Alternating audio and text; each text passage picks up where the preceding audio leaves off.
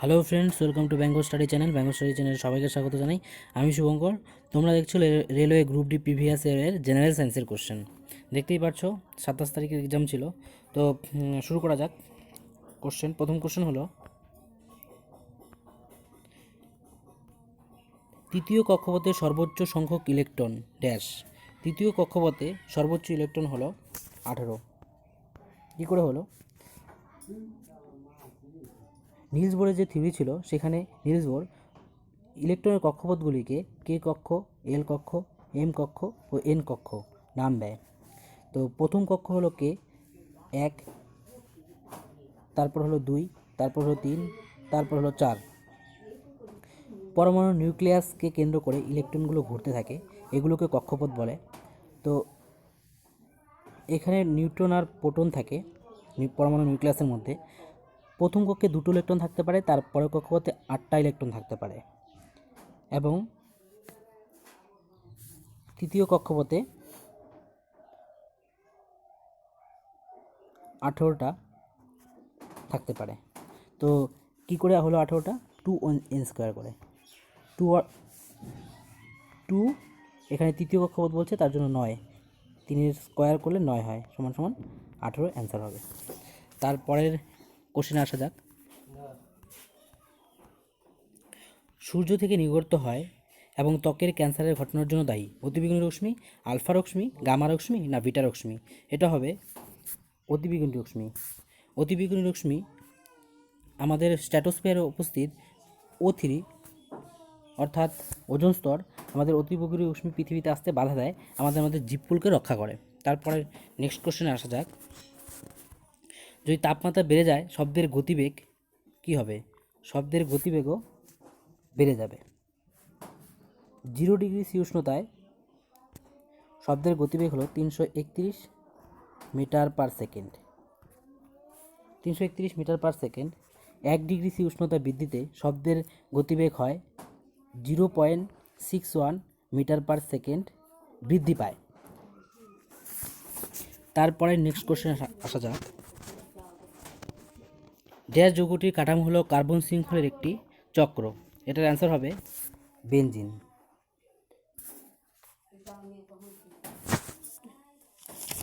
জৈব যৌগকে প্রধানত দুভাগে ভাগ করা যায়, মুক্ত শৃঙ্খল যৌগ ও যুক্ত শৃঙ্খল যৌগ। যুক্ত শৃঙ্খল যৌগ হলো হোমোসাইক্লিক যৌগ ও হেটারোসাইক্লিক যৌগ। হোমোসাইক্লিক যৌগ তাদেরকে বলা হয় যেসব জৈব যৌগের বদ্ধ শৃঙ্খল কেবলমাত্র কার্বন পরমাণু দ্বারা গঠিত হলে তাদের হোমোসাইক্লিক জৈব যৌগ বলে। এই হোমোসাইক্লিক যৌগের উদাহরণ হলো বেনজিন। বেনজিনের সংকেত হলো C6H6। এর গঠন হলো এরকম। তার নেক্সট কোশ্চেন আসা যাক। সরাসরি পিএইচ কাগজে ব্যবহার করে ড্যাশের পিএইচ পাওয়া যাবে না। এটার অ্যান্সার হবে কঠিন সোডিয়াম কার্বনেট। তারপরে নেক্সট কোশ্চেনে আসা যাক। নিম্নলিখিত সমীকরণের মধ্যে কোনটি কাঠামোগত রাসায়নিক সমীকরণ উপস্থাপন করে? দেখো, তোমরা একটা জিনিস ফলো করো যে সবগুলোর ব্যালেন্স ঠিক আছে, এটার ঠিক আছে, এটার ঠিক আছে, এটার ঠিক আছে, কিন্তু এটার ব্যালেন্স ঠিক নেই। তো অ্যান্সার এটা হবে। তারপরে নেক্সট কোশ্চেনে আসা যাক। F1 জুনুর মধ্যে যে বৈশিষ্ট্য বিদ্যমান এবং পরিষ্কারভাবে দেখা যায় সেটি হলো উত্তরাধিকার, প্রচ্ছন্নতা, প্রকটতা নাকি এর সবগুলি? এর উত্তর হবে প্রচ্ছন্নতা। তারপরে নেক্সট কোশ্চেন আসা যাক। একটি গোলীয় দর্পণে প্রতিফলক পৃষ্ঠটির কেন্দ্রবিন্দুটিকে ড্যাশ বলা হয়? একে মেরু বলা হয়। তারপরে নেক্সট কোশ্চেন আসা যাক। নিম্নলিখিতগুলির মধ্যে কোনটি মনেরা শ্রেণীর অন্তর্গত? Diatom, mycoplasma, bacteria, cyanobacteria?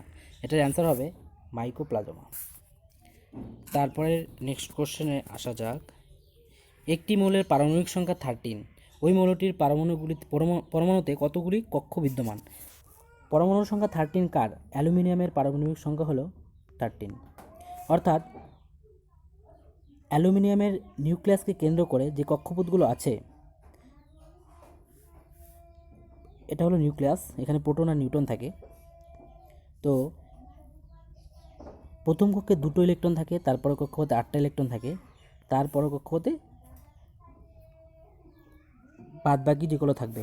তো পরের কক্ষপথে এখানে 3টা থাকবে, তো 8 2 10 1 3 13। তো এখানে কক্ষপথের সংখ্যা হলো 3টি। তারপরে নেক্সট কোশ্চেন, 52 কেজি হিলিয়ামে কত মোল উপস্থিত আছে? তো এটার অ্যান্সার হবে 13। কী করে হলো? হিলিয়ামের প্রোটন সংখ্যা হলো 2, ভর সংখ্যা হলো 4। তো এটা হলো 1 মোল হিলিয়ামের মধ্যে 4 গ্রাম, 1 মোল হিলিয়ামের মধ্যে 4 গ্রাম হিলিয়াম থাকে। তো এখানে এটা কেজি হবে না, এটা গ্রাম হবে, এটা গ্রাম করে নিও তোমরা। তো 52 গ্রাম হিলিয়ামের মধ্যে কত মোল থাকবে? এটাকে 4 দিয়ে ভাগ করে দাও, হয়ে যাবে 13 গ্রাম। তারপরে নেক্সট কোশ্চেনে আসা যাক, ড্যাশ পরিমাপ করতে একটি ভোল্টমিটার ব্যবহার করা হয়। এটা হবে বিভব প্রভেদ। তারপরে কোশ্চেনে আসা যাক, একটি বস্তু 6 সেকেন্ড সময়ে 18 মিটার পথ এবং তারপর 4 সেকেন্ড সময়ে আবার 18 মিটার পথ অতিক্রম করে, বস্তুটির গড় গতিবেগ কত? কোশ্চেনটা একদম পাতি কোশ্চেন। তো 18 + 18 36 হবে। তারপর টোটাল টাইম হলো 10 = 3.6 মিটার পার সেকেন্ড। তারপরে নেক্সট কোশ্চেন আসা যাক, লেড পেন্সিলে লেডের শতাংশ কত? 0 হবে। লেড পেন্সিলে লেডের শতাংশ 0 কেন হবে? কারণ লেড পেন্সিলে লেড থাকে না, লেড পেন্সিলে গ্রাফাইট থাকে। গ্রাফাইটকে ব্ল্যাক লেডও বলা হয়, তার জন্য এর আরেকটা নাম হলো লেড।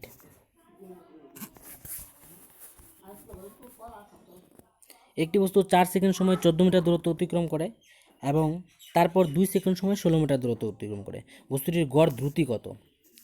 তো 14 আর 16 প্লাস করলে 30 হচ্ছে, একে 4 + 2 টোটাল টাইম 6, তার মানে 5 মিটার পার সেকেন্ড হবে অ্যান্সার। তারপরের কোশ্চেনে আসা যাক,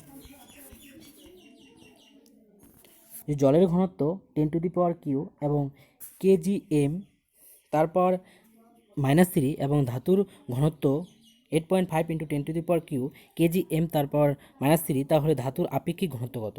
আপেক্ষিক ঘনত্ব বলতে আমরা বুঝি বস্তুর ঘনত্ব বাই জলের ঘনত্ব, ওয়াটারের ঘনত্ব করলে বের হয়ে যাবে। এটার অ্যান্সার হবে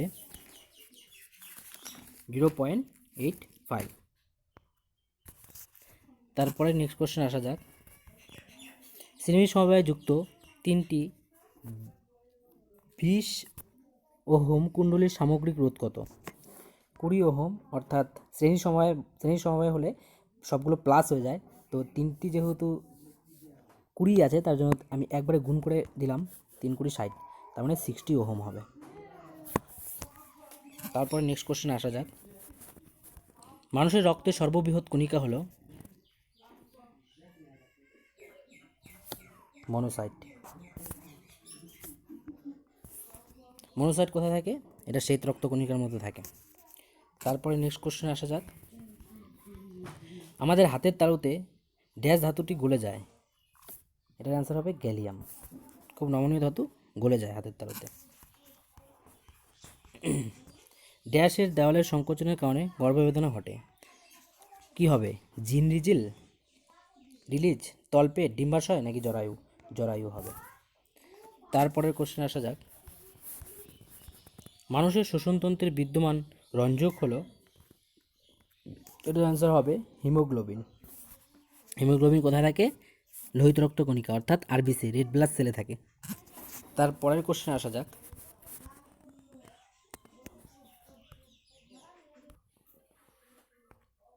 তারপর এটার অ্যান্সার হবে নাইট্রোজেন পারমাণবিক সংখ্যা হলো 7, সুতরাং নাইট্রোজেনের পারমাণবিক তৃতীয় মৌলটির পারমাণবিক সংখ্যা হবে, অ্যান্সার হবে 33।